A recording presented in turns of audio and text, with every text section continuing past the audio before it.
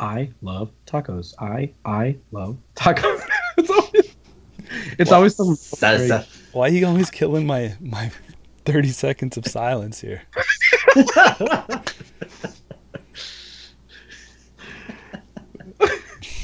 Jesus Murphy. Well, guys, what's going on? This is Netrunner Wednesdays. Even though we were not running nets last Wednesday. Sorry. Sorry about that. Hey, you know what? You can at least you're gonna own up to it. Yeah, that was me for the people. I did that. I was the reason why we did not meet up last week. That was it was all me actually. I'm sorry. Not a first. Yeah, no, not a yeah. It's not the first time it's happened.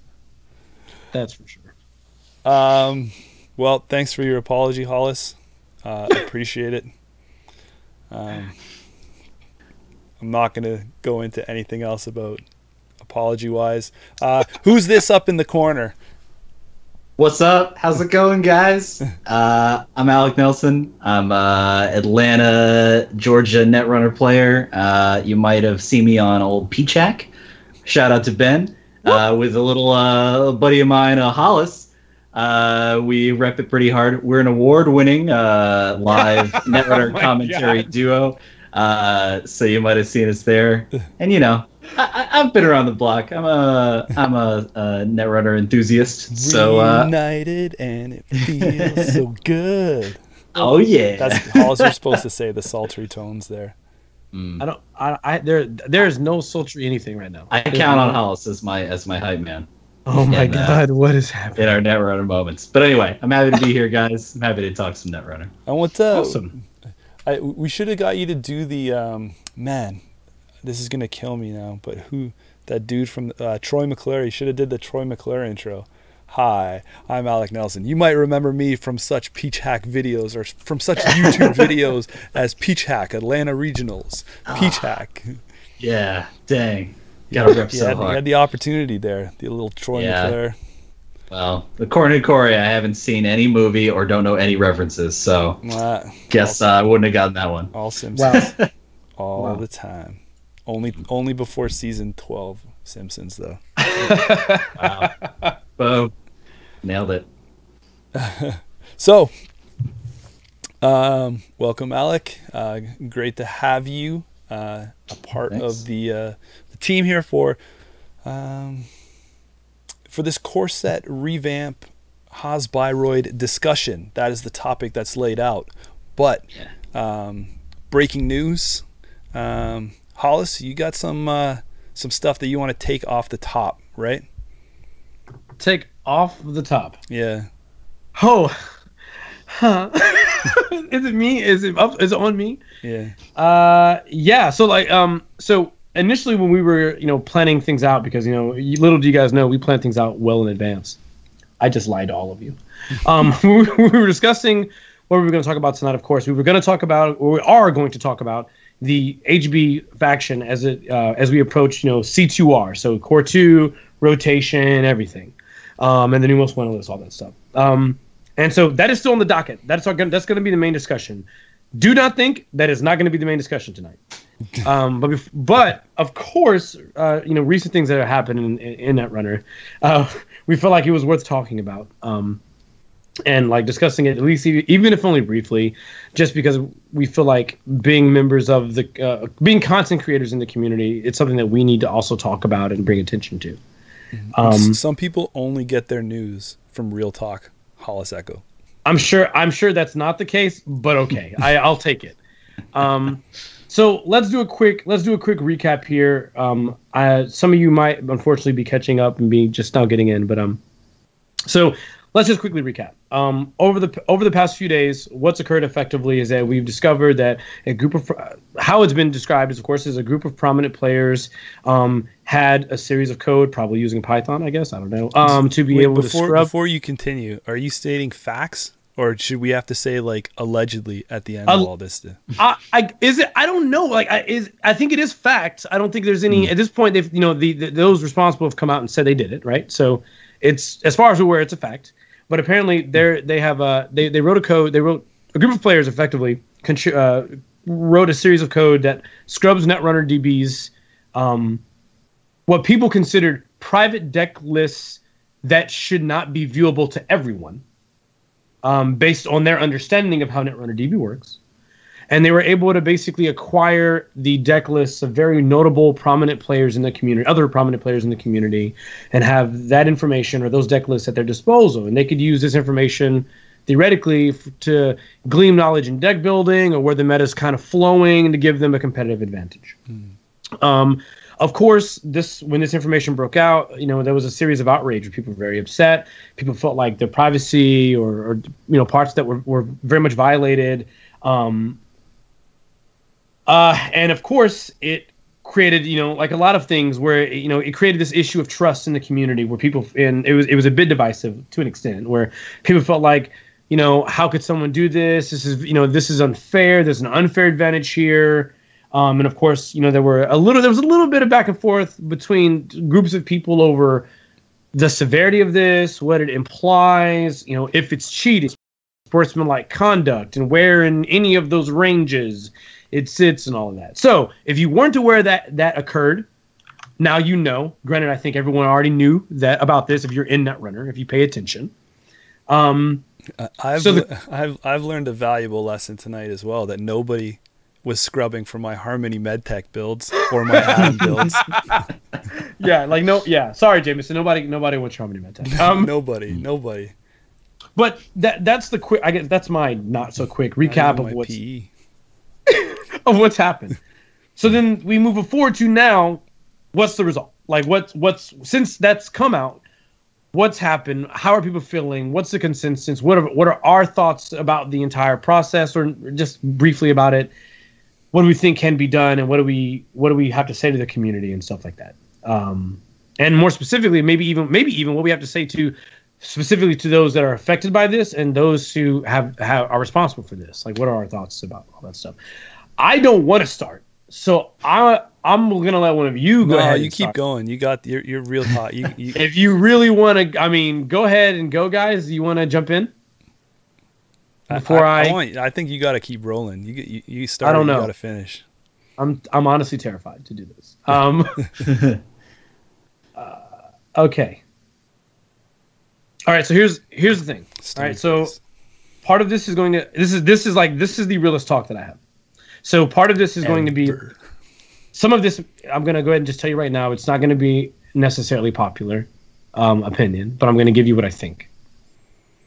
I think that in order to classify something as cheating, right, there has to be some sort of line in the sand. I want to preface this before I begin and go in. I do not agree with the acts as they took place. I just am of the opinion that this is not a defined line calling it cheating. Now, as far as the concept of like something like unsportsmanlike, this to me is in like the highest upper echelons that it can be for something unsportsmanlike. And to me, that's very disheartening, because I know some of the people that are involved. Some of them, we see or talk to quite regularly. And I have, not using past tense, have respect for them greatly, because I've met them in person, and that is the act that they've like the actual thing they've done is not to me something that is common within their character. Doesn't excuse them, doesn't make it okay. I'm saying that I would not have expected this to occur from them, because these are people that I do very much hold in high regard.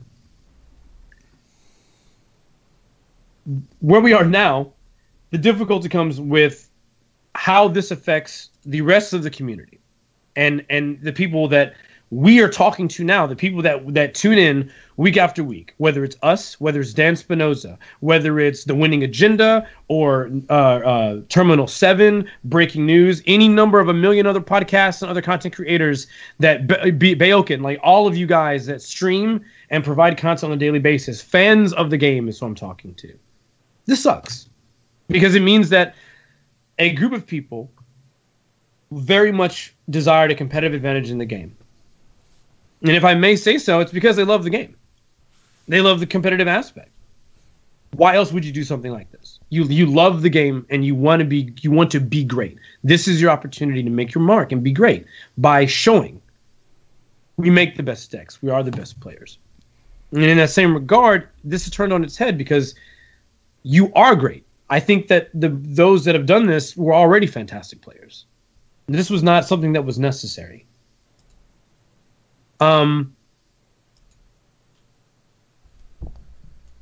I really am not sure how to segue well to the next part of this, but I also know that there's a fairly large outcry of people that are looking for a way for these players to make amends for what they've done.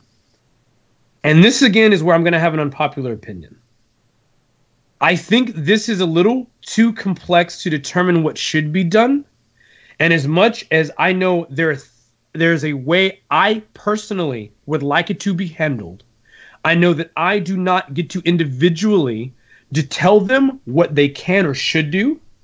I do not get to determine what is good enough for them to do because, if I may be so candid, I am listening to people say things like maybe they shouldn't be at Worlds. Maybe this act is so heinous to where they should not be allowed participation at Worlds this year. Okay, maybe so. I don't know that. I don't know that that's a legitimate answer. How is that? So let's be clear. To me, the issue here is, okay, they did this thing. What if they decide they just want to be total jerks and just don't go to Worlds? Okay, so that doesn't show me any change in their behavior or in the future if they're going to be any sort of positive member of the community at all. Basically, we want to just have them be in trouble because it makes us feel better. And I don't think that's necessarily the right call. I don't think that doesn't mean there needs to be some change in their behavior. I don't think that doesn't mean they should be held accountable. I'm saying that to me doesn't show sincerity that they feel like they've done something wrong. I don't read that as sincerity of them admitting fault or saying they've done something they shouldn't have done. And I just gut-wrenchingly, admittedly, watched someone who used to live right here or very close to my hometown right now. I just watched Wes Odom. If you haven't seen it, feel free to. He's made it available for the entire Netrunner community to see.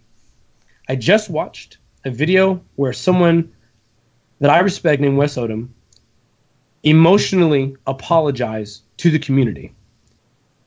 This guy is my age. He's 29. He's a 29-year-old man. He got online. He put himself available to be embarrassed, to be ridiculed, and to apologize to the Netrunner community for the action. He took full responsibility, said, hey, I'm the one that created the code. This was my fault. And he apologized for doing what he's done to disrupt that Netrunner community. That to me is more sincere than him not being able to participate in a Netrunner tournament. I would rather see that video and say, that is sincere than just see a punishment I can't even judge based on sincerity. If I have to compare the two, one's not even comparable. We have other people like Cortez, CTZ, who has outwardly as for his preferred method of trying to trying to combat this. He said, hey guys, I take full responsibility. I'm not going to be at Worlds this year. I'm not going to participate in it. I will do what I can in the community to help to help set things up. If we need any tournament organization there for people to get drinks, for food, to set up to play people when they don't have a person to play during buys, I will give my time up at the event that I initially wanted to compete in. This is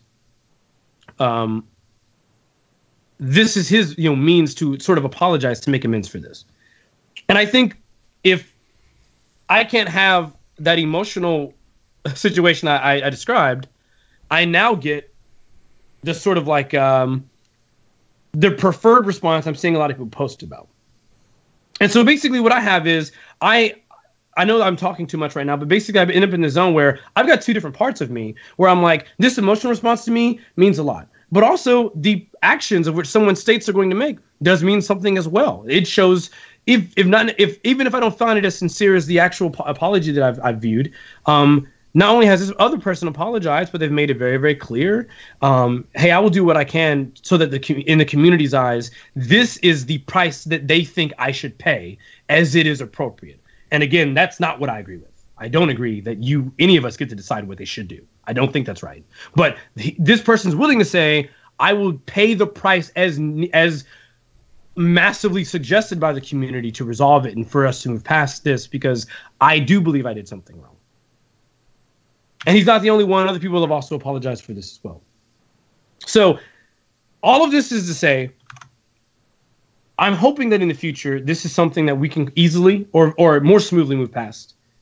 The majority of the people that I know that are responsible for this, or the ones I do know are responsible for this, it seems like they have not only been apologetic, but been sincere in their apologies as I see fit. They are stating they will take actions that basically correct the things that they have done as best as they can, or, if we're going to be honest, as best as the community thinks they should. And at that point, I don't know what else we can ask of them. Clearly, it was wrong. Last thing. My own personal disappointment, because I feel like that should be felt. I have never, ever, and I probably will never, be good enough at the game to where I'm someone that's worthy of taking a look at my private deck lists and looking at that input. But I feel really bad for the people that I have met in this community they put so much effort and time into their decks. It's heartbreaking to an extent, because this is a hobby that we all want to enjoy. And the same way as these prominent players put a lot of effort, I know they put a lot of effort into getting as good as they have, taking advantage of other players who have put in that same level of effort hurts. It looks bad. It just straight up looks bad. And I guess my disappointment is, at no point in time during this process when this was occurring, did someone ask, is this wrong? And let me go a step further. If they did ask that question, I'm more disappointed that the answer was either no or yes, and I don't care. And that's the problem. That to me is the root of this issue. I know what it's like in not only a card game, but in other things, to want to win and to be good at something and to make your mark and say, this is, there's so much effort in other parts about this. And I know those players are so good that this is not even something they had to do. This might have even only been the top 1 to 5% of just what gives them that edge, right? They probably had the other 95% already in their bag. And that makes it even worse, right? Because they already had it. But it is very disappointing. And I felt like, as a member of the community, it was something I needed to say, because going back to what I said in the beginning, I know some of them personally. I've sat in bars and restaurants with some of them and had conversations and picked their brain about the game, about life, and it has been a pleasant experience. And this is not a behavior that I would have ever expected from them for the sake of playing a game.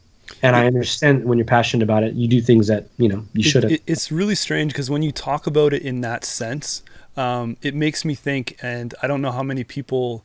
I'm not huge into it, so I mean my analogies could be way off, but I think of the MMA, like UFC, right? Like when you look at someone like John Jones as it was released that he was on performance enhancing drugs or whatever you call it, whatever, these steroids, so to speak. You look at him and you're like, to get into that ring, he had everything already. He was, he put in all the work in the gym. He was already technically sound with all of his fighting styles, with all of his approaches. And then where you come, into this, you're like, why did you need that extra competitive advantage? Like, I would look at any of those players, and Hollis, like you said, and I saw a comment from Scott on one of the posts that clearly laid it out. They didn't need to do this anyway. Yeah. But it's where the drive to get you to that level and to maintain that level can be hard. Again, I don't need to to bag on it, but he's kind of like one of the main guys in the list that I've talked to, both Aaron and Scott. So I don't know really how they feel, but he's got more skin in the game than what I do. Like, I'm not, out there burning off. I've seen comments from Scott saying, like, it's just sad because of the work that is, like, kind of like taken away, and not going to be validated, where he puts in 100, 200, 300 games before Worlds, to boil the card pool down to the best deck to take, the best 45 cards, and someone is just able to pull that data from his brain and not have to work as hard for it. So and then, like we said, these people did not need to be in that boat. So right. And I think they were the top of the food chain, and it's just hard to stay there. And I think that's where you see with anything like these situations where people are looking for a competitive advantage. I'm probably in the same boat too, where I wouldn't call it cheating, but it was kind of unsportsmanlike conduct, looking for an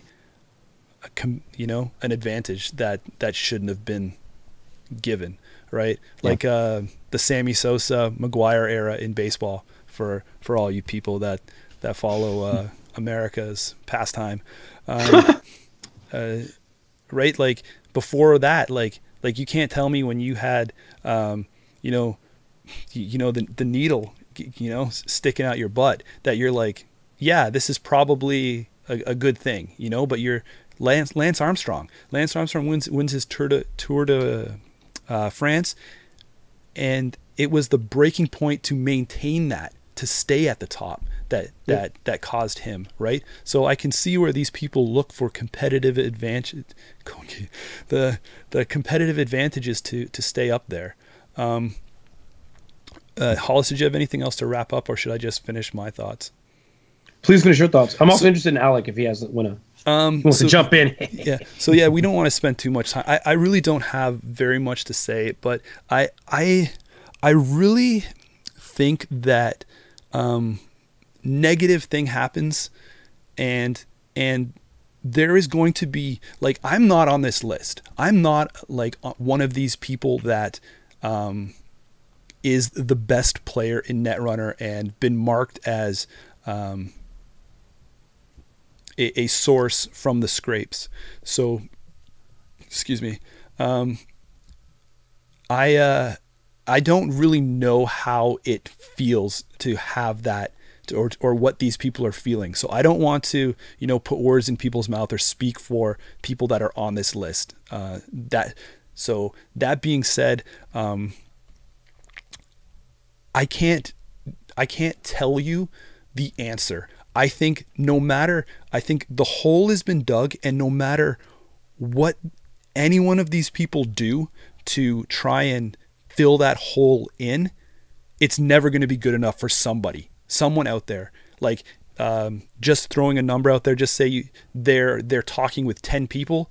8 of them are going to be like, hey, the way you handled that situation was perfect for me. You're a good guy. Let's push past this. 2 of those people are going to be like, no, this is what I think you need to do. And the other guy's going to be like, no, this is what you have to do. And those people are either not affected, like some of those main people that got their deck list scrubbed. They're just people that are throwing so much hate and so much negativity under it. And I know it's a bad thing, but I don't think there's a need to, I don't think there's a need to be throwing what you think out there, what the punishment is, because I think it's going to be really hard for the punishment to fit the crime. I think we've seen some really bad things in my eyes happen this year, where people have had to ask for forgiveness. for certain things that they have done. Yep. Right. This has been a crazy year for Netrunner. Okay. And those people, you know, posted up and said, I am sorry. This is what I did.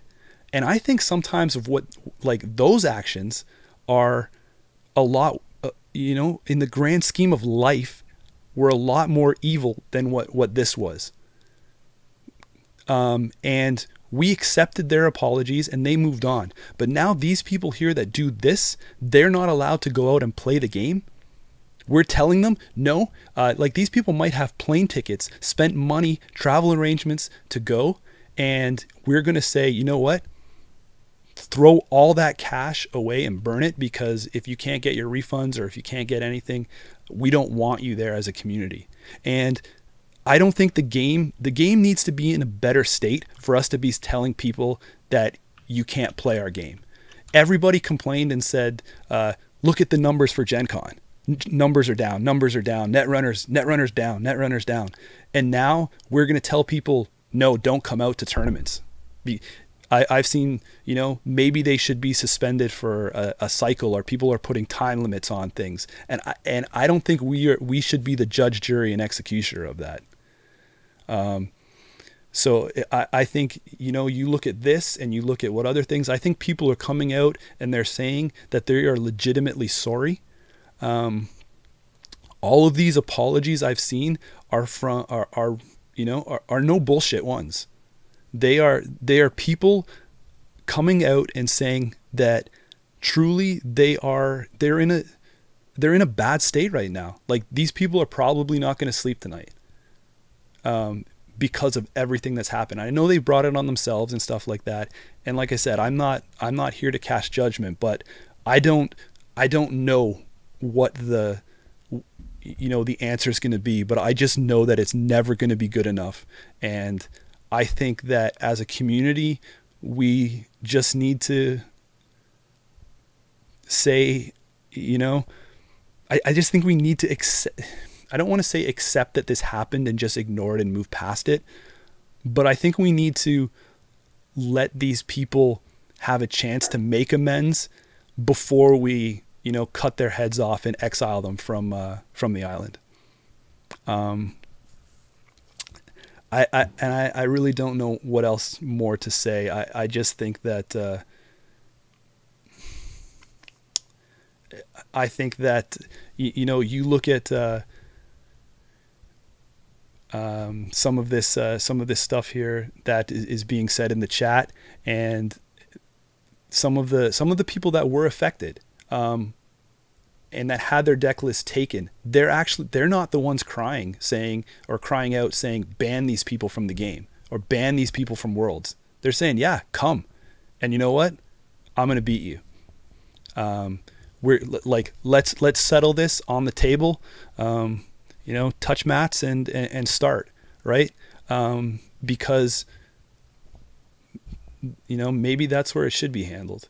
Because these people, what this game was more than a mouse pad win, you know, as we've seen some comments. It's more than, you know, a piece of acrylic plastic token or something. It's playing for clout in a community.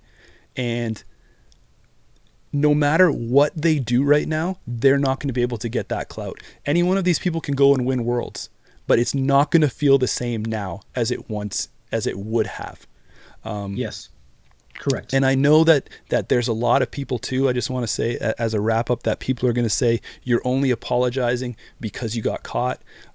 Well, that's when people apologize, right? Like, yeah, I don't know. So there's, I don't know anyone that's like, yeah, you know what? I kind of did a dirty thing that nobody knew about. I'm sorry. Like, that's so, like, I'm sorry. Like, can we be realistic? Sorry. So if somebody is like I said, we've seen some really deep apologies come through. So if somebody is really saying, like, these guys love the game so much, and if they are actually saying and trying to make amends, don't cheapen it. Take the high road, man, is the moral of the story here on everything. Take the high road and accept the apology. You know, reach out and, you know, shake that dude's hand and say, hey, you did a shitty thing, but, I can see that you're legitimately remorseful for it. And let's try and put a Band-Aid on this and push past it. Netrunner is a glass floor right now, and we can either let it break and we can fall as a community, or we can build this foundation better. And I think that there's people in this community that want to see it better and want to see this game thrive. And I don't think witch hunts and asking for these people that have come forward on their own, or I don't know if it's on their own or if they were forced out of their stories, but they're coming forward and doing very public apologies. Don't cheapen them.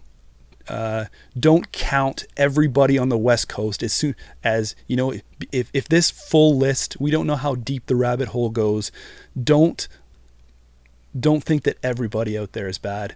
Let's go with the benefit of the doubt. Let's walk that high road, like I said, and just see how it all plays out, because these people are, really, I know they brought it on themselves, but they're really feeling it because of what they wanted the most, to be accepted in the community, has backfired. So the punishment right there, I really think, is almost fitting the crime to come full circle in this conversation.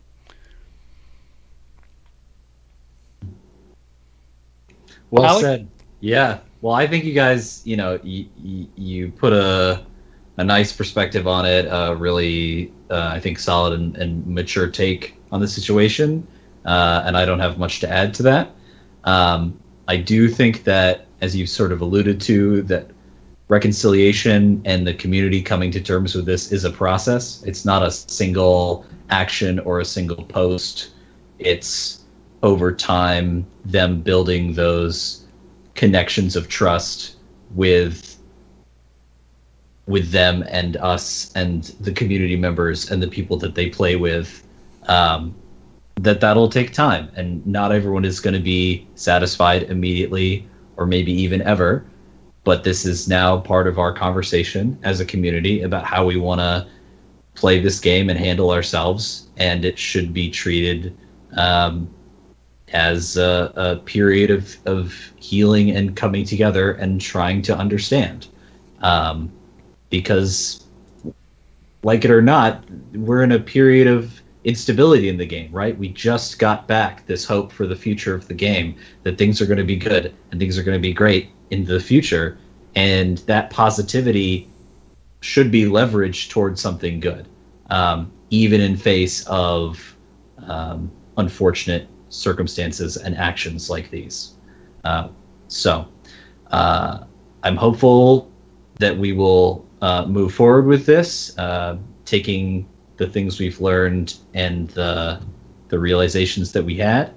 And even though this deck information is out now, there's still a month before Worlds. So for people who are going and people that really care, take this month to really just do your thing and prepare as best you can given the circumstances, and show us at Worlds what you've got, and be the best of Netrunner and show that to us. So I'm looking forward to that. Yeah. And just one of the, Chris had a great little comment there at the end. Let's treat this as a whole, like a hole-in-one in golf, and just make them buy rounds at the bars. If that's part of your process, then healing, then go for it. Beers. That makes apologies really easy. I'm down with that. I know if anyone wants to get in my good books in the States, Yingling, man, can't get it up here in Canada. My God! I can accept apologies over cases of Yingling. There you go. But you know what I don't know that we can get past is the disappearance of Engineering the Future. Boom! Segue. We made it, guys. Damn. and nice. cut. That is officially our statements on this stuff. If just before we completely jump in, if there's any particular question that you have about something that I, Jameson, or Alec have said in regards to this, and you would like a different opinion personally, while I can't speak for them, I'll speak for myself, and telling you that you are more than welcome to message me individually on Facebook and just say, hey, what did you mean by this? Hey, clarify by this. Hey, are you not upset by this? Hey, I disagree about this. And if you would like to just have a actual true adult conversation, we can have one. And also, if you'd like to sponsor the show like Jack Koo just did, boom, green level clearance granted in the chat. Thank you. Nice. Really appreciate that, Jack. I'm really glad that you actually did get to catch this live finally. Thanks so much. We are keeping an eye on the chats, and thank you for sponsoring our show, helping us out this month. HB's went through a bit of a restructure in Core 2.0. So let me just run down here. Let's start with the outs. Let's out some cards right now first. Only 4. So not as much as what the others are seeing, I guess tied with MBN, but they lose their main ID. They lose let's be fair, like probably the only ID that they needed or have relied upon. The crutch is that what I've heard it referred to as, people like to call certain card crutches. They lose corporate troubleshooter, and they lose the ever so popular upgrade. What is it? Experimental data. Rocking the meta since day one. Experiential data. Yeah. To me, the big hit was beta test. I know you guys have a love for beta test. There's certainly a lot of passion about that card around here as well. I've heard many people around here state that actually the way you should play that card is that it's not in fact an optional ability that you really should fire without hesitation, and you will always be rewarded. But that's the legacy of accelerated beta test. I wish I could confirm that is the way that card works, but unfortunately, first-hand experience will tell me otherwise. But I just think it's such I think I've said this before, even when we were chatting with Damon. It's one of those cards that make games so awesome to watch, for Netrunner to be a entertaining, I don't know, while it's on Twitch or stuff, an esport or I don't know what we call it, card game, board sport. But it's just such a swing card. I mean, I know that some people don't like it because it's such a random ness to the game, and it these kind of cards pull from the competitive strategy level. Like, they take away certain things like that because of how much swing you can get it, right? Like, you fire an early beta test and you hit 3 ice, and you just sit back, recline, and coast for a couple turns. It's ridiculous. Or even late game stops, right? When the pressure is on, when you're weak on economy, when the runner is just pounding you, and that from your deck you only have maybe 2 agendas left in R&D, and you score your beta test and 3 pieces of ice come out rezzed, like, ridiculous. Right. But I mean, then risk for reward, because you also pull 3 agendas late in game and put them in archives. And I mean, most people are after you if you don't res any ice and you move 3 cards into archives after a beta test, we all damn well know what's coming next on the runner's turn. A quick check there. But so that's, you guys have any other thoughts on accelerated beta test? I just think it was a really fun card. I mean, like said, Alec, it probably should have been a little more balanced by the fact that it didn't give you a choice, because all that turned into was a fast advanced style of Haas-Bioroid that people just didn't trigger because it was a 3-2, right? Right. So I have 2 cents on accelerated beta test. While I do think it's a really sweet card, and I have a lot of fun and fond moments about it, I think, unfortunately, the existence of a swingy ability like that is kind of at odds. It's a real outlier within the game of Netrunner. Like, there are very few other effects in the game that are so just bombastic and random, and sometimes they work out in your favor and sometimes they don't. Word. I think in a lot of ways, Netrunner's a really tight game of odds, and you're really manipulating those odds as you play. And beta test says, nope, for this one triggered ability, we're gonna, roll the dice, and there aren't a lot of effects like that. Roll the dice and change the game, literally, right? Yeah. So I can understand that it doesn't hew close to the core fundamentals of the game, and for that, it's not a consistent core set experience type of card.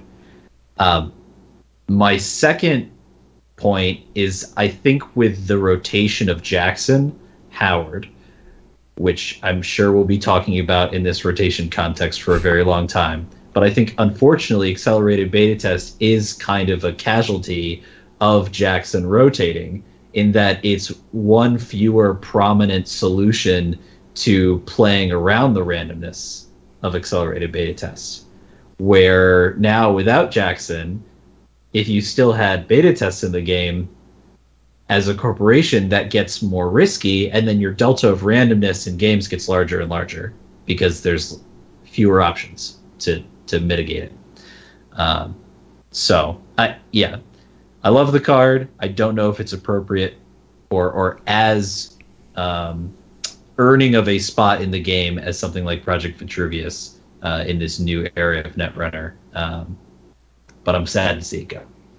Do you think it would just be better to have reworked, or do you want it gone altogether?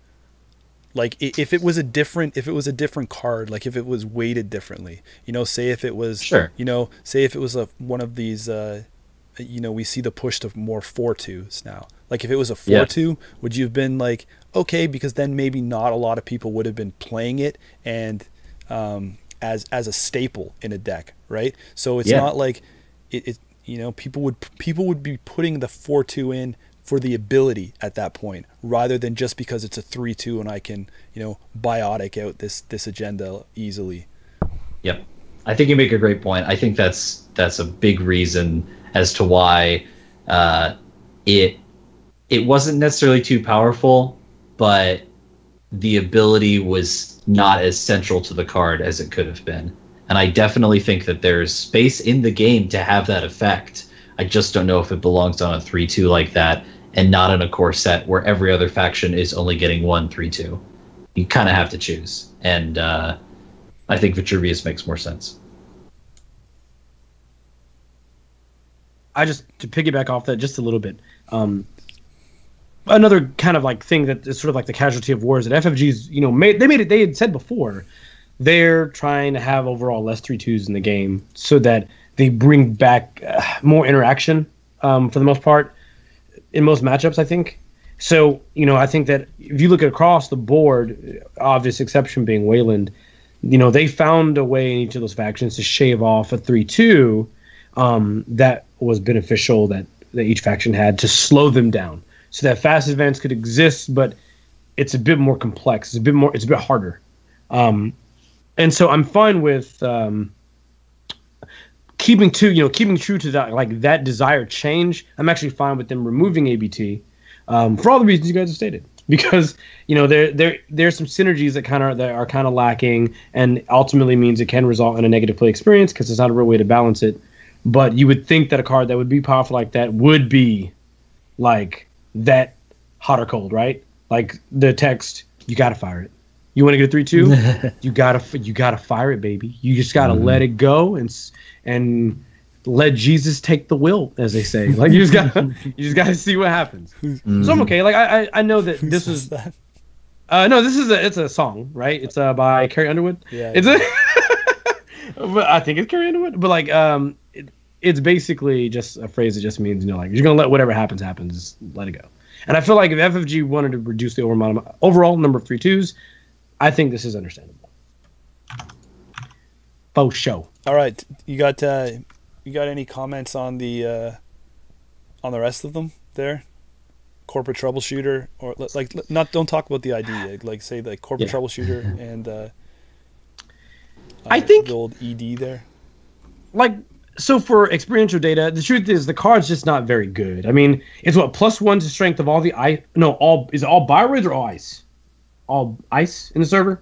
I think it's ice. Yeah. And unfortunately, that's just not that great. It's mostly because if you look at it, breakers in the game, very much a lot of them are going to boost as a 1-for-1 or something nearly as pretty damn close to being as efficient, right? So it's just not that big of a deal. Increase it by 1 doesn't make a huge difference. Yeah,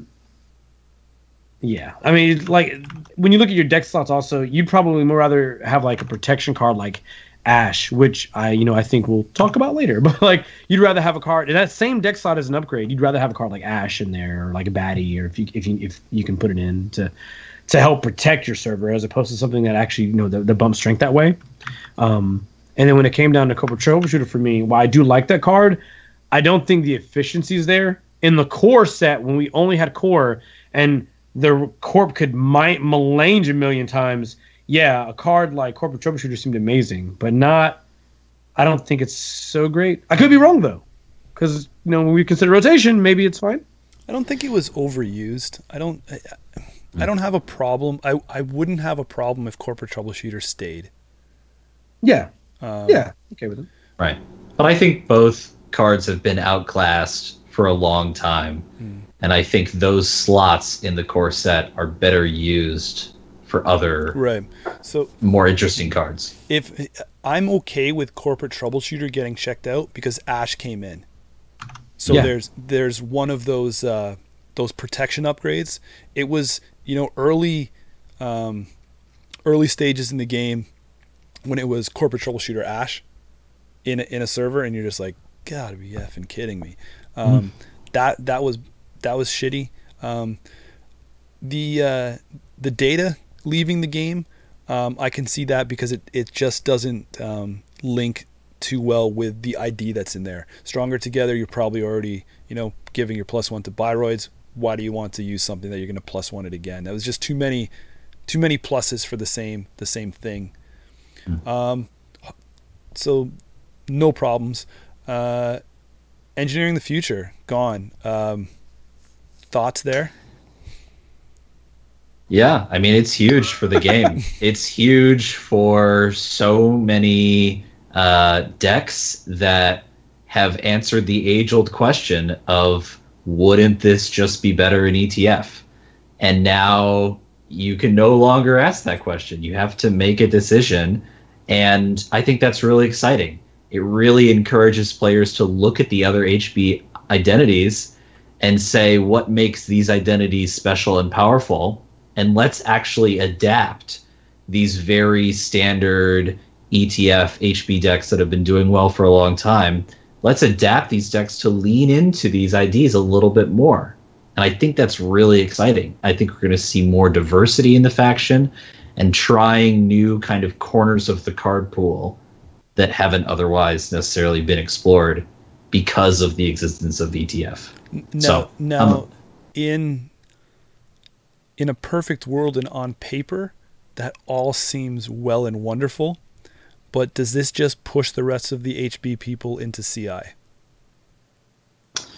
If you're into that style of deck, sure. But I know a significant number of people, including myself, who don't enjoy that style of play and are going to look to other places.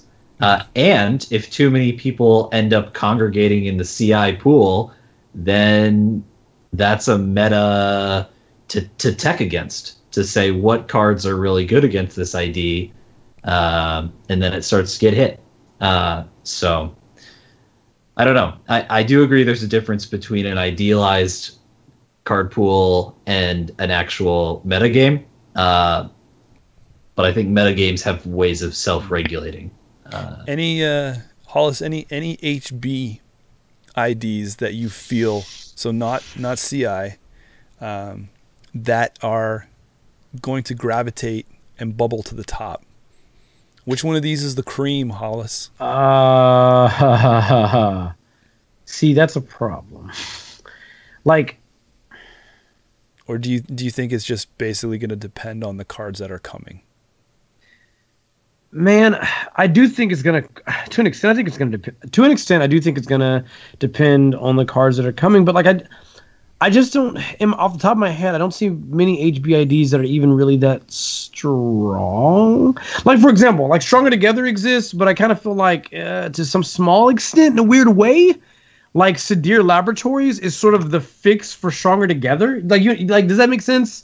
Like, it feels like Sadir Laboratories seems to cater itself well to Bioroid decks better than Stronger Together does, possibly. And so when I look at that, I'm like, okay, well, why did you even keep Stronger Together? Like, unless you have some great plan for it in the future. And I think that's sort of the problem.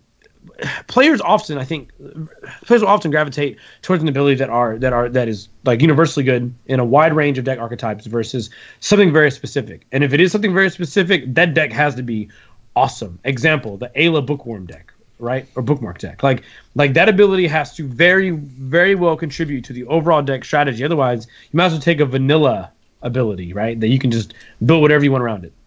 And some of the HBIDs are so specific to a certain style of gameplay. Like hand size is reduced. Well, I mean, is that really? I mean, I feel that to me that those are. I'm hoping we'll finally see people put in some flushed out on next design. Yeah. And also cybernetics division. I think that. Unfortunately, the 40 deck size there, I don't think that really does anything for it. But it's, I think it's a really cool ID that is going to see a lot of players move towards. I'm not the only person that is advocating that we are pretty much in the age of traps. Right now, I think the trap game is not the one that Hollis you're thinking about when I say the trap game. I think the trap game, advanceable traps are really in a good spot right now. So all of these brain damage tricks that HB had, I think that they should definitely be flushed out. Yeah, I think there are certain IDs within the HB card pool that really benefit from the meta being a certain type of way. Like if runner decks slow down significantly, all of a sudden next design as that rush style starts to look a little better. Or if there's enough damage tech on the corp side in the card pool, well then you might want to look at cybernetics. So yeah, I think there's a lot of potential there for people to tap into things that they wouldn't have otherwise tried. Yeah. So, H, anything on your side? No? Nah. You're still going to run your Architects of Tomorrow and just be happy, huh? I mean, here's the thing. Like, whether it's Architects of Tomorrow or Sadir, I'm not going to play either of them. So it's fine. It's totally cool. They can be IDs. I'm kidding. I don't think I'll play any of them. That's sort of the issue. Like when you look, I'm sorry. It does sort of suck because, I mean, recently the only HB decks I've seen pretty much at all are what? They're CI. Right? Like I don't see anybody out there playing Architects of Tomorrow. I don't see anybody playing Strong Together, Guarding the Net. Or Sadir Laboratories, like, or the Foundry, obviously. Like I don't see anybody playing those things because their abilities are very, very specific.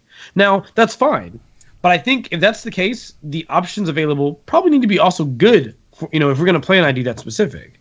Like there's gotta be an incentive to say, like, if you want me to play all Bioroids to res with Architects of Tomorrow, you gotta make some good Bioroids. You gotta make those Bioroids on point. They can't just be bad because they have a cheap res cost. I don't think that's gonna cut it. Like, they have to be good on top of also being expensive, but being able to say they're okay at the cost without this ID. With the ID, they're amazing. I think there's a design space where you can make this work. Look at Newshound.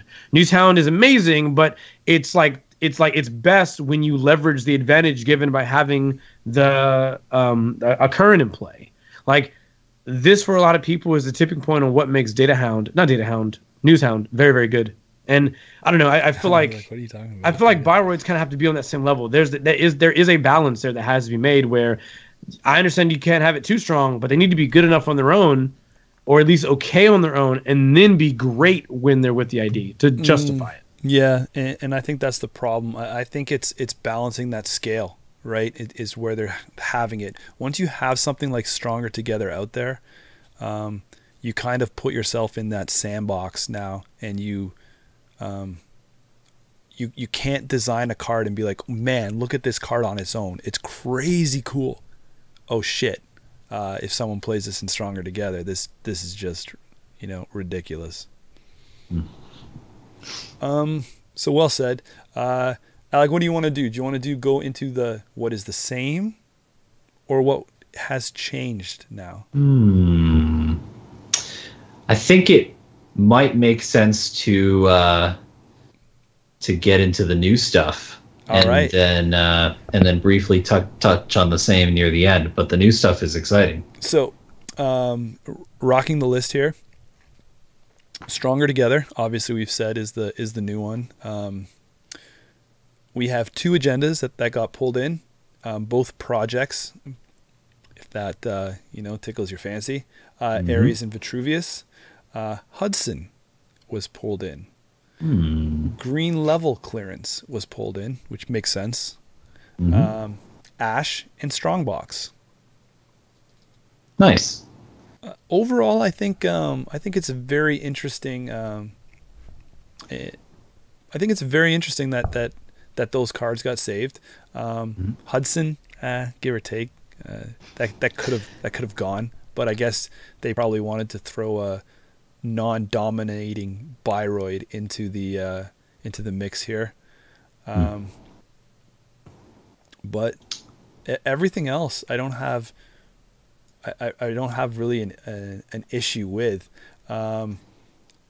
Project Ares is still not going to be played. So the thing about Project Ares that I think is really funny is they took out the Cell Portal combo out of Jinteki, right? Project Ares is the new Cell Portal combo of Revised Core. It's that crazy thing that, like, if you manage to pull off 17 advancements on Project Ares and wipe the runner's board, you've made it, man. And I think putting that potential for something to happen in the game in a core set can be really exciting for a new player, even if it never happens and if it never gets to the competitive table. So I appreciate Project Ares' existence for that alone. Hollis, do you share those thoughts? You happy with those agendas? Okay, let me tell you something. Project Ares, they could just literally light it on fire. Just light the agenda on fire and feed it to my dog. Like, I don't have a dog. I would buy a dog so you can feed the lit agenda to. Okay? The card's garbage. I'm so rude.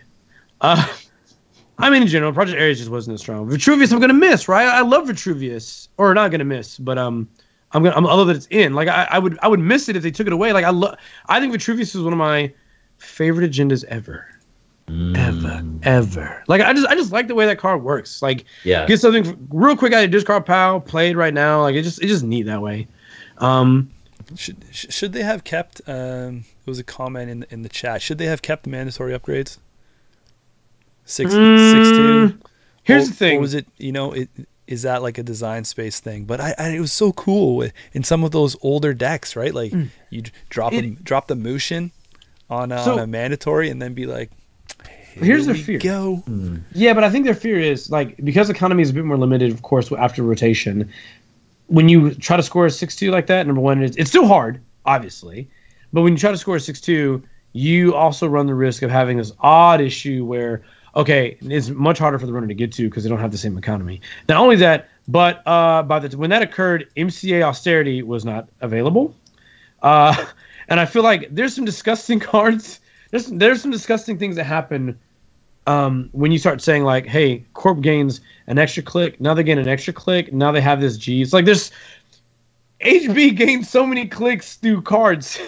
I think it's actually fine they don't have an agenda, albeit a very difficult one to score. I think it's fine they don't have an agenda that gives them more clicks. I think in addition to what they already have, right? Like they already have cards that give them more clicks. I don't think they needed another one. It's just getting, like, at this point, it's like, come on now. No one's going to run a 6-2. And if someone did, they would probably be because they found a way to exploit it and score it very quickly. And then you're going to have to end up like solving that problem anyway. So it's fine. Get rid of it. Toss it. Toss it out of there. I'm fine with it. Yeah. Get out. And I agree on Vitruvius. I think that's a great card design. I think it's really fun to play. And you get a Vitruvius in hand and you go, oh, should I just score it with no counters, or can I sneak a counter or two on there? Yeah. That's just an exciting decision. It's so flexible. And then once you get the counters, the world's your oyster, right? You can get back anything you want, and it's great. So yeah, very cool. Very cool. Looking at the other ones, so Hudson for ice, that they pulled in, I really have a problem with this pull in, because I feel like they missed the boat on what they could have did. Personally, I would have liked to see Janice be saved. I think that's a better Bioroid than what they had. I go back and forth with if Eli should have been saved. It was such a great card. It wasn't impossible to get through. Right. Sure. It was annoying, but I think it was good. I think it was just because the cost, right? 3, 4, but you could click through it if you needed to. Like I think Eli was. I don't know. One of the other ones, weird. This is going to be like right outside of the loop on things here. What we have is a fact is an ID that that came out. What's Sadir, right? Is that what you said, Hollis? The first time the runner loses or spends a click during a run, you may add a card from archives to the top of R&D. So I really kind of like the fact if they had kept around more of these lose a click, something that I feel that have been around from the early days, the early cycle, but HB could never pull the trigger on this taxing of the click for the runner. Ruhr Valley wasn't saved. I think that would have been like a cool save. But the one I'm leaning towards as we're into the ice is Hourglass. I think that complemented that ID, or could very well, to experiment with now that you take Engineering the Future out, it opens up a lot of space for some of these other IDs. And I think when you lose some of these lose a click ones like Hourglass, that is not a Bioroid, and so it doesn't interact with all the other ones. It was perfect standalone code gate for HB. And it's just a shame that that one didn't get saved. Yeah, so I've got 2 cents to throw at you on the matter there. The first is on Eli. Well, I think Eli is a sweet piece of ice. Let me spin you a tiny yarn. This past weekend, I participated in a local tournament here, which was a core set only tournament for this new iteration of the core set, where we could have 3 of any card from the core set, but just core set. So I said, I'm going to run Stronger Together because I'm going to be on Bad Pub and we're going to talk about it. And I learned a lot. Yeah, because I had never run Stronger Together, and it was really interesting being in the core set with these HB cards. But one of the things I learned on the runner side is that breaking barriers out of the core set really sucks because you don't have Corroder, so you have to go with Battering Ram or just bad fractors or just unwieldy expensive fractors. And I think Eli in that environment would be so warping to ice strength because it's this sweet barrier that I think it's a hard one to include in there. You don't run Morningstar in all your decks? I'm tempted, but it costs 8 credits. Even Ben came through Morningstar at the same time. I'm thinking, good minds thinking alike right there. You can Morningstar if you want. I'm just saying, it's that might be a little overkill for little Eli there. I don't know. So I think that's a tough one to include. That being said, I think you do need a Bioroid in that slot. And while I agree that Hourglass has some cool applications, I think you need to put a Bioroid in there. And in order to make the ID make sense to a new player picking up this box and being like, oh, my ID says Bioroids. I need enough Bioroids so that my ID actually does something. Yeah. So Janice then? Saved the Janice? Yeah. Janice is pretty sweet. Is that something you want a new player to hit in the face, though? I don't know. Again, this is a philosophy of the new player experience. Sometimes you got to learn to swim by just getting thrown into the deep end, man. Oh yeah, no, I'm with you there. I have a very fond memory of winning a very early game of Netrunner with a 0 cards in hand, all the brain damage because I had hit a Janice and I still won the game. That's exciting. But I don't know if everybody would want that experience. I don't know. Yeah. So that's a tough call. H. What do you got, man? I think he's muted. I was muted, sorry. Yeah. I just don't know, man. There's a couple things here that I'm just like,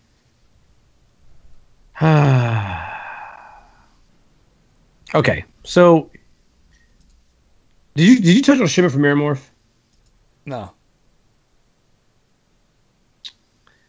I don't care about it. I don't know. I don't care about Shimmer from Mirrormorph at all. But that's because I'm selfish, and I know that I just don't want to slot it. Body Labor, I wish it was gone, but it's not. Okay. I'm just picky, guys. I don't really about the stuff that got included. We're on the ins, not the sames. Oh, I'm sorry. You're spending too much time in the chat and not enough time here in the, in the reality. Welcome back to the conversation. No. Okay, wait. But so Hudson, right? Was Hudson ever played? I played it one time. Why? No, because I'm local, man. Yeah, I guarantee, Hudson, I feel like is one of those cards you play it and you're like, oh yeah, this is fine, and you're like, you know what, this didn't really do much. I don't think it really did what I wanted it to do.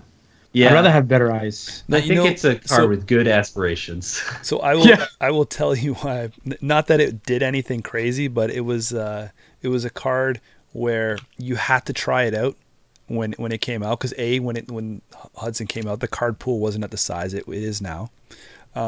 B, it was in a Yogg is everywhere time, and we're looking at a 3 credit for 5 strength code gate. So you're like, let me just see what I can do with this effect.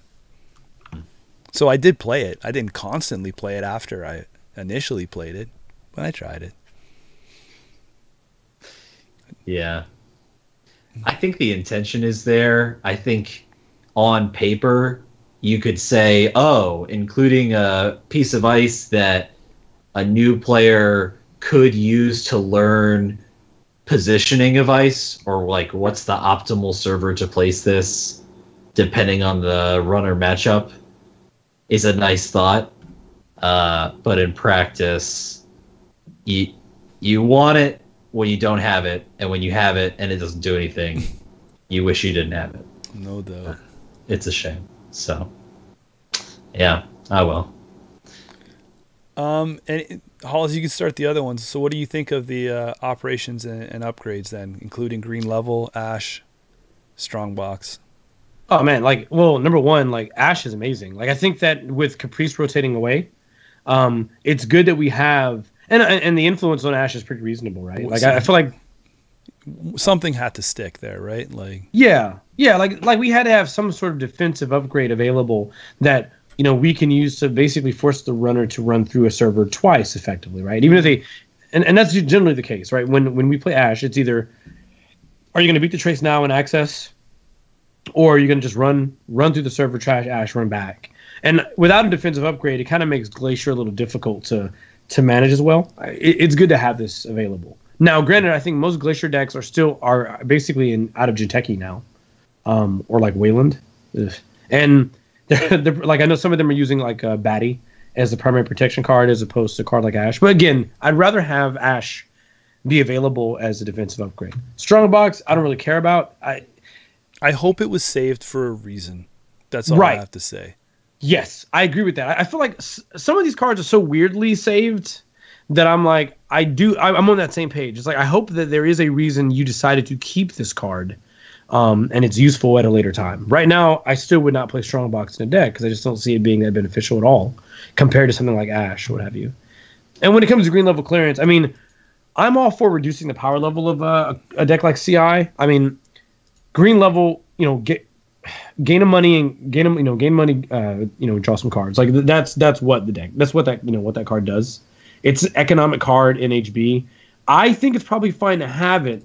I think where my concern lies is when we start getting a deck like CI, where it directly feeds into the power level of that deck with all the other clearance cards.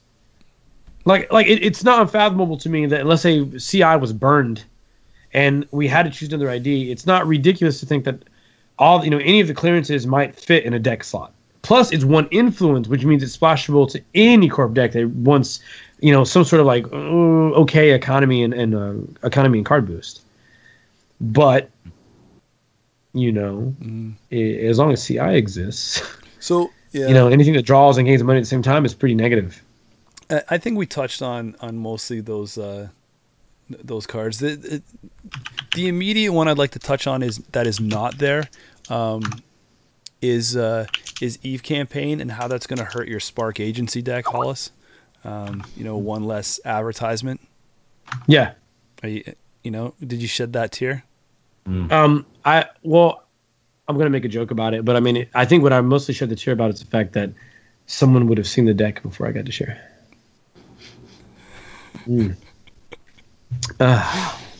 Feels dirty. But feels dirty. No. Obviously, I'm not running. Shower before bed, man. No, obviously, I'm not running any kind of joke. Hey, if you in order to move past it, we got to joke about it a little bit. Yeah. I feel like I missed like a too soon opportunity joke too. Yeah. No, I don't know. Like, is Alex? Is this a good sign that Eve didn't get included? Does that mean we're moving past asset spam? I don't know if necessarily moving past is the right term. I feel like we're reining in the options, or at least we're focusing them on having fewer, more impactful remotes rather than just spam out a million things, because their power level has been kind of hammered down by the restricted and remove list, and then things rotating out. So I think I don't think Eve is necessary in the card pool these days. I think there are better, more interesting options for decks, and so I'm taking it as a good sign of things to come. But do you feel that I don't know, out of the two, part of me wishes that Eve was saved rather than Adonis, just from What?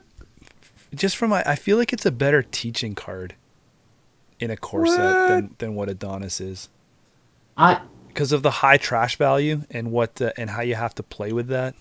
I don't know. I actually think the opposite. I think Adonis is really rewarding in a new player experience because that trash cost is so low relative to its res. And so for a new player to just stick it out in any old remote, that's a fairly easy trash on the runner side. So as a corporation, you say, oh, well, maybe I have to protect this thing. And so you spend it, you spend your scoring remote server for that Adonis, and you kind of get that 4 turns of awesome boost, and then you score. I feel like that's a lot more like just fundamental to the game. I also like how you're so new to the program, and you're challenging me already. Hey, there you go. I'm coming at you. Opposing opinions. I'm not afraid. Clashing opinions. Boom. But there you go. Yeah, but Hollis is paid to take my side, so Eve campaign in, right, Hollis? No. What? No. Dude, you're supposed to be my yes man. And we have Marilyn. That's a great point. I think the existence of Marilyn now makes Eve campaign a hard include because Marilyn is so smooth. All right. Speaking of includes, I'm going to include our brand new sponsor, Chris F. Thank you, Chris F. Chris, yeah. Oh! It was so hard to find a segue. I was like, how do I segue? No, I was going to mention it as well before, just after this, because I think those are the cards that are in and some of ones that got left out. So nice. Thanks, Chris. Appreciate the sponsorship. Looking at what is the same, running the list quickly. We have Adonis, Aggressive Secretary, Heimdall, Ichi, Roto Turret, Victor, Archive Memories, Biotic Labor, and Hollis's favorite, The Shipment. From I'm out. Amazon. Can we just close the cast? I'm gone. I'm out. I'm kidding. Shipment from Amazon. That's a good card.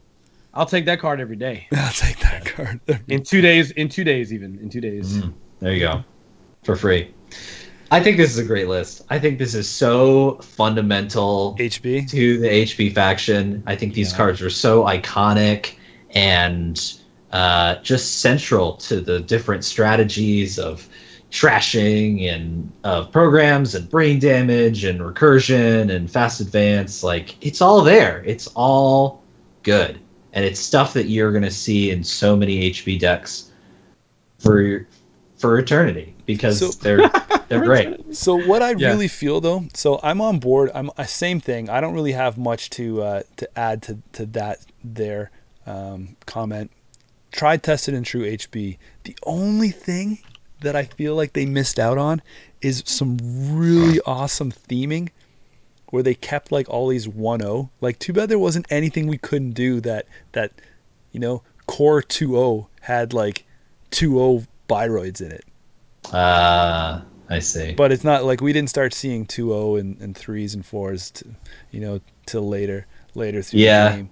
But I just think it would have been really cool, man. Well, you never know. We haven't seen all of the new artwork that they're going to be releasing. Maybe some of these Bioroids are going to get a little like new coat of paint, little buff, little shine, and look fancy and new when that new art comes out. That is true. True words were never spoken. Heimdall Ice was really cool. Yeah. Just kind of looking through some other stuff here that making sure we didn't touch on. I guess like some of the next we've lost now. So that's kind of a bummer. I kind of liked how those synergize together in their own little play style. Yeah.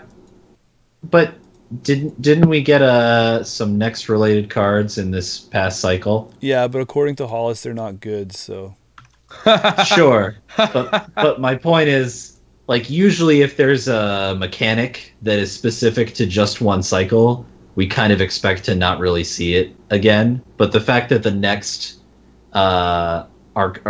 theme or mechanic has spanned multiple cycles, I think there's potential there, right? That like it's design space that has room to grow. Right. So who knows? Blue level was cut. Blue level clearance. I think you got to start with green. I think that makes sense. And I will say too, for both green level and ash, I think those are really important cards outside of HB, particularly in a core set environment. And I think Building a Better World out of Wayland loves green level clearance in that core set. I think that is so good for that ID, for a new player to just be like, oh, cool, I'll just include, all the transactions, and now they actually have money. I think that's awesome. Do we? I can't remember. I had to look through. I'll just say it, and if I'm wrong, I'm wrong. Do we have any other doubles in the? I can't even remember if I even brought this up before when we talked with Damon. Do we have any other doubles in the core box? Like, is that why blue level is not included? Like, is it too much to expect a new player to play a double? Celebrity Gift is the iconic double. Right, there you out go. Of Jiteki. Yeah, we haven't got to that yet. Thanks for the spoiler. Sorry, my bad. You could have just said, yes, there is a double in there. Sorry, I want to be that accurate guy. I want to get people in there. Is it really a secret?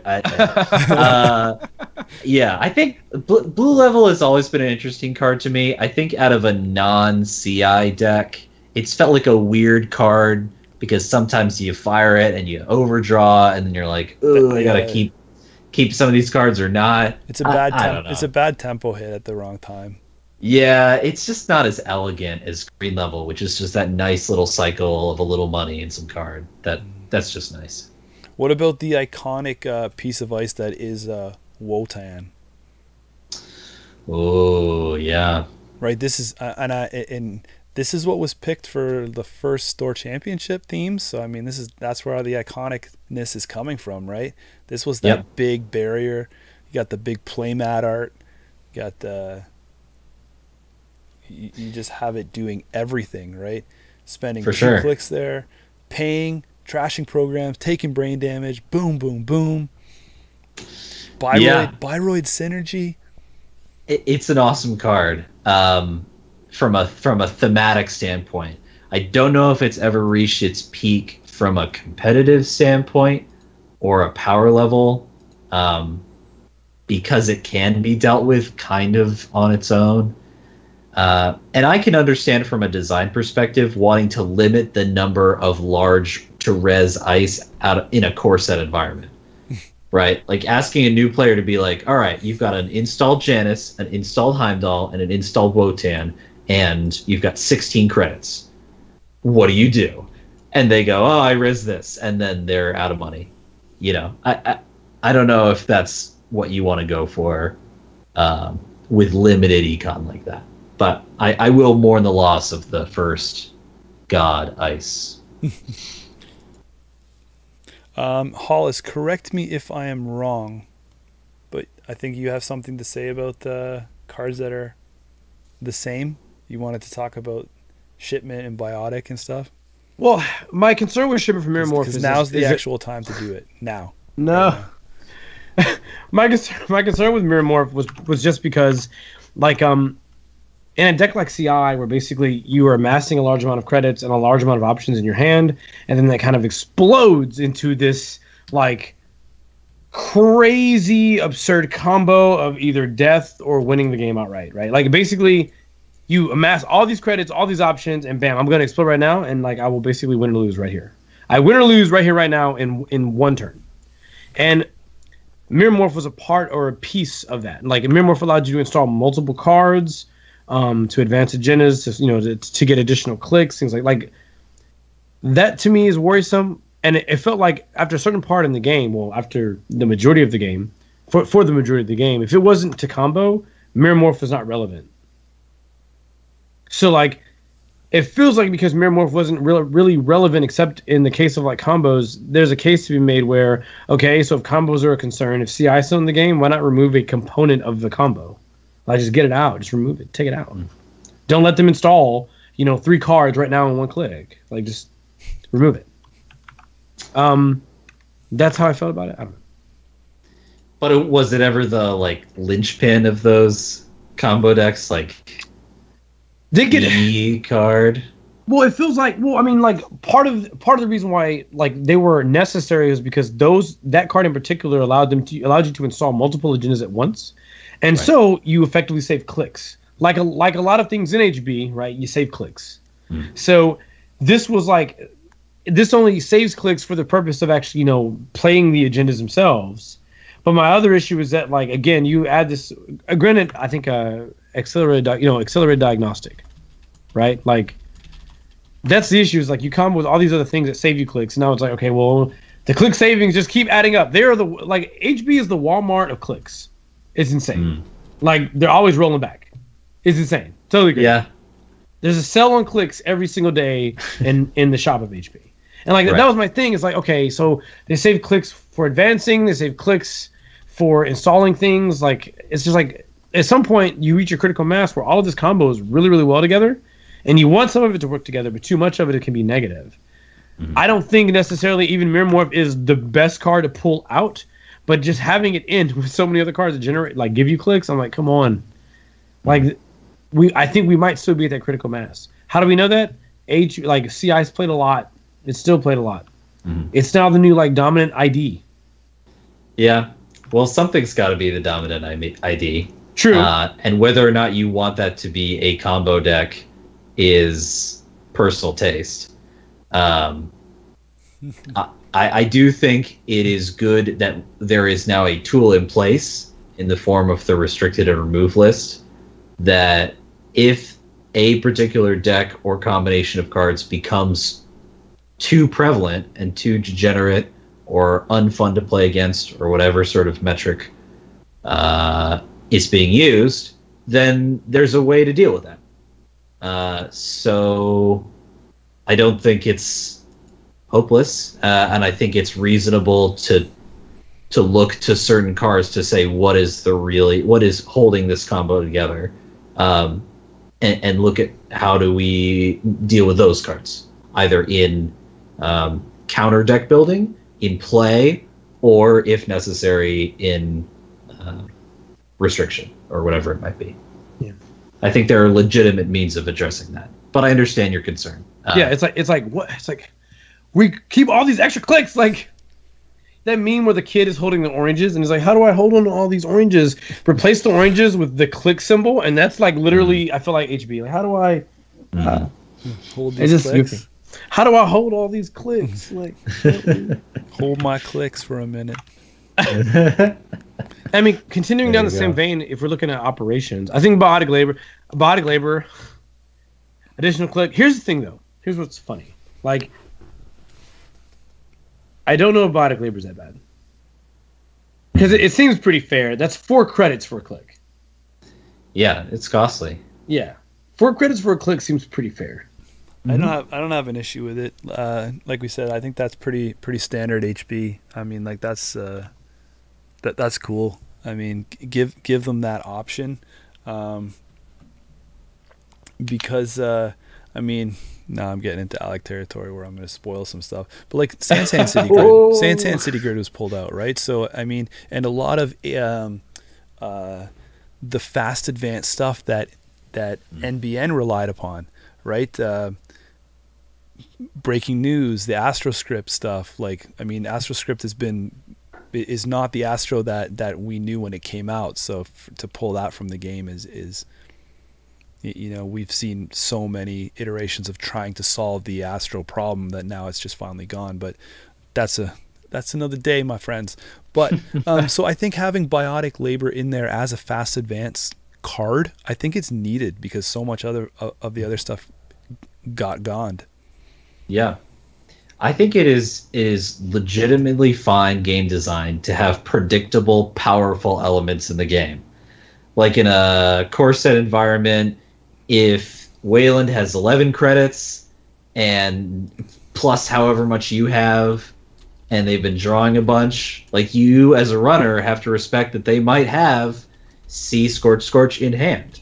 Yeah. And that's powerful, like on the level of a couple biotics and an agenda, but it's predictable because you see how much money you have and they have, and you can react to that or anticipate it. So yeah, I really don't mind biotic in that context. Cool. And then the other piece, like I said, we already talked about the Adonis, but I'm aggressive secretary. Take it, leave it. It's cool that that HB has the advanceable trap here, do a little damage, fun in a core set. Well, and I think it's even maybe not aggressive secretary specifically, but program trashing in the form of Ichi or Roto Turret or whatever else is relevant to this day. I mean, we've got now Clone Chip and Levy on the restricted list. Deja Vu's gone. So and Scorpios is around. So program trashing, I have to imagine, is on people's minds from a runner standpoint.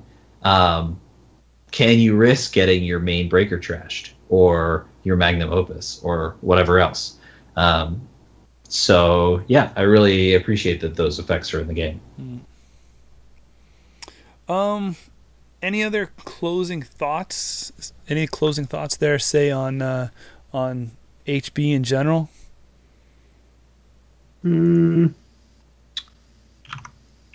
I feel like the world turned. The world changed, Yeah. Hollis. No, yeah, I actually a little bit. Yeah, I mean, definitely. Like, I feel like for a large portion of this, like looking at HB in general, like it's amazing to think that so much of HB's success was because of like one individual ID. Like, if we're going to be honest here, like a lot of things were viable because engineering the future was such a powerful identity that it basically it was. I mean, in general, it was the best corp ID, right? Like, is there any debating that it was the best? Sorry, for the core set, it was the best corp ID.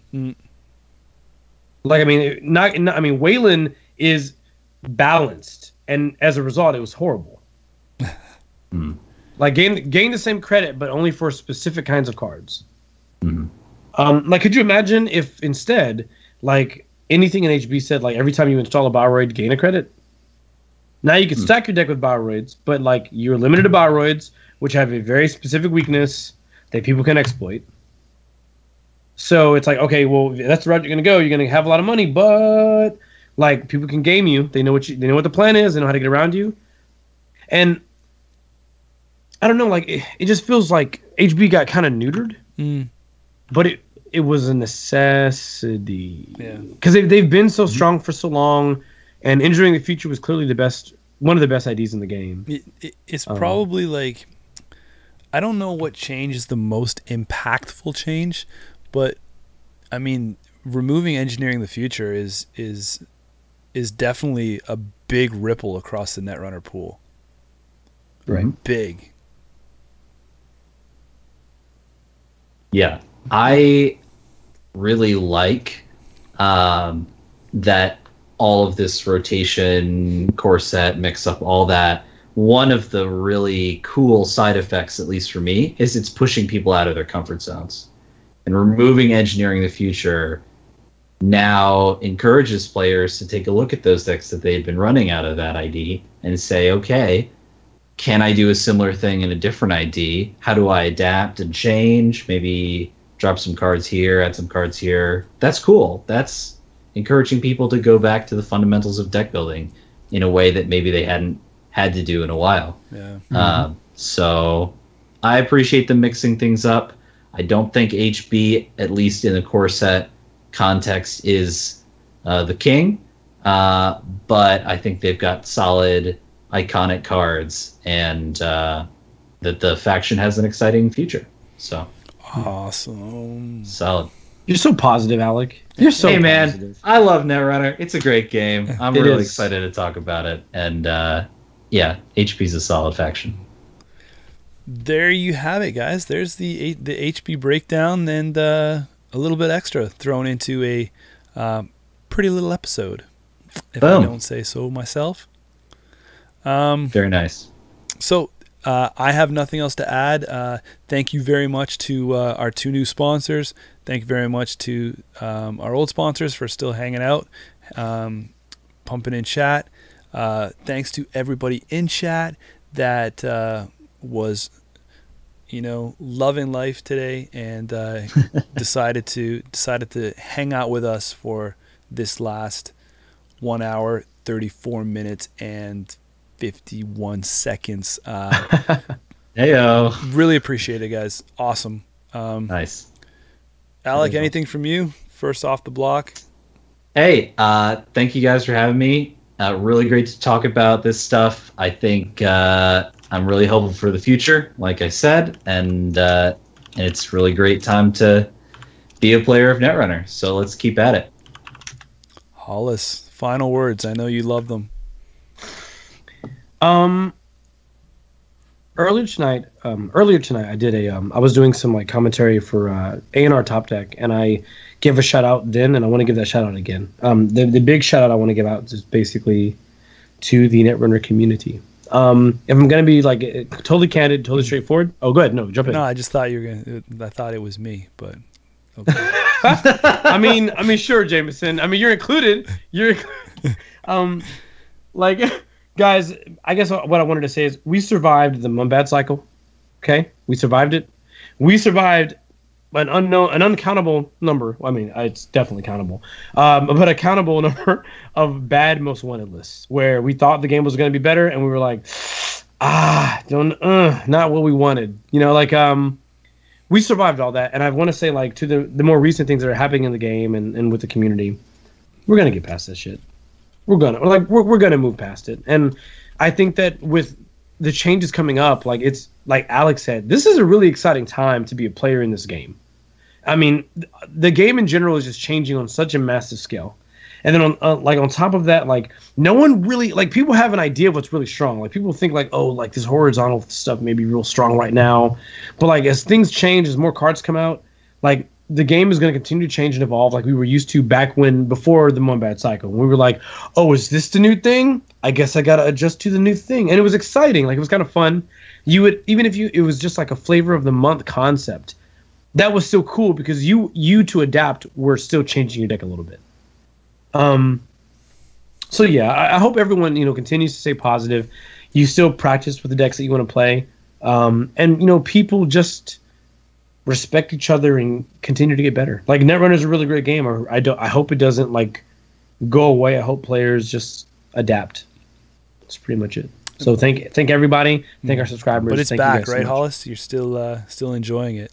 I'm still, dude. Okay, so I thought I was out. I had actually made. I had told the Stim Slack. This was before the rotate. Anything was announced because I'm not a playtester. I don't have inside scoops. I'm like everybody else. I just had to take information as was provided to the public. So earlier this year, I had posted in Stim Slack, guys, I want to appreciate you for all your support, but this is probably my last year in Netrunner. I had said that officially in Stim Slack, and then they announced, and within 30 days of each other, they were like, Core 2 is happening, rotation is still happening, restricted ban list. I was like, okay, I can't quit now. I don't know, I don't even know what is happening. Man. They basically within 30 days kept me in. Within 30 days. Yeah. So I think that's the bubble, right? If they had gone to 31, you would have been out. Mm-hmm. Yeah. Mm-hmm. Out. But they got you. They got you right at the end. Yeah. It's a wild and crazy ride, and you gotta see where it goes, man. You gotta come with us on that journey of Netrunner. As long as you have pork rinds, Hollis will be there. Dude, I'm telling you right now, TMI, but I'm on a ketogenic diet. Pork rinds are the bomb. They're so good. I love pork rinds. I am not on any ketoing diet. That's why I'm not in a Hollis style shirt tonight. God. Right, sleeves off, man. Dude, I can't pull it off like Dan though. That's my one. That's why I'm envious. I can't pull it off like Dan. Dan is the only person I know that pulls off why beaters the way he does. He's just so like calm and casual. I don't know why he can pull it off so well. Damn. I'm so jelly. So jelly. Like I said, can't thank you enough, everyone, for hanging out with us, letting us do what we do, and appreciate those people who help donate and those people who spread the word, like, share, send our links around. That's just as good. Thanks, guys. We will catch you next week. Will we, Hollis? Yes. You'll see me next week. 100%. There you go. Cool. All By the right. way, 100% for me is like 60%, but we'll take it. Yeah. Oh, I know. I'm glad you let them know. Good night, Neverland. Yeah. See you guys. See you guys.